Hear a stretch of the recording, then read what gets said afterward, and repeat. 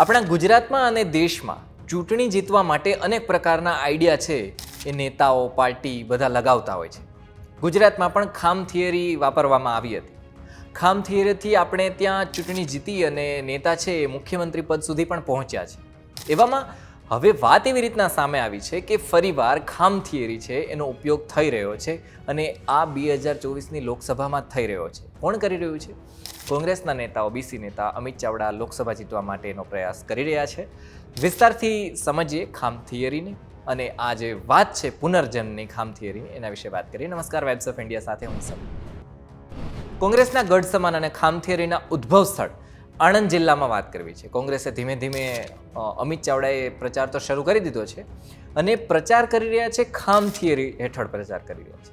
આવું એટલા માટે કહી રહ્યો છું કારણ કે મુસ્લિમ સમાજ, અનુસૂચિત જાતિના જે ભાઈઓ છે એ ક્ષત્રિયો અને આદિવાસી એના પર થઈ રહેલા અત્યાચારો મામલે સતત અમિત ચાવડા બોલી રહ્યા છે. ગુજરાતમાં ભારતીય જનતા પાર્ટીએ અત્યાર સુધી 22 લોકસભાના ઉમેદવાર છે જાહેર કર્યા છે અને કોંગ્રેસે 7 લોકસભાના ઉમેદવાર જાહેર કર્યા છે અને આમ આદમી પાર્ટીએ 2 ઉમેદવાર જાહેર કર્યા છે.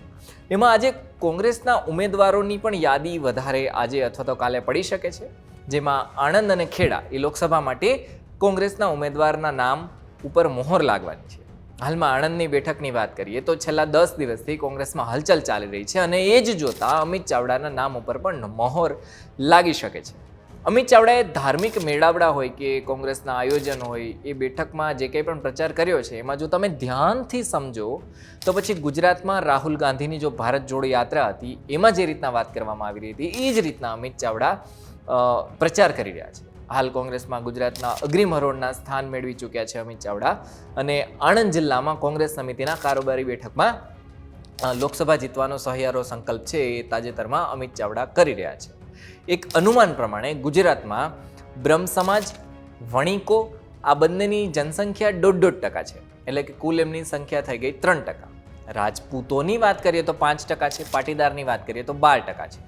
એટલે લેવા અને કડવા એમાં પાછા અલગ છે, 2 મેઇન સમુદાય છે, એના 2 પાછા ફાટા પડે છે.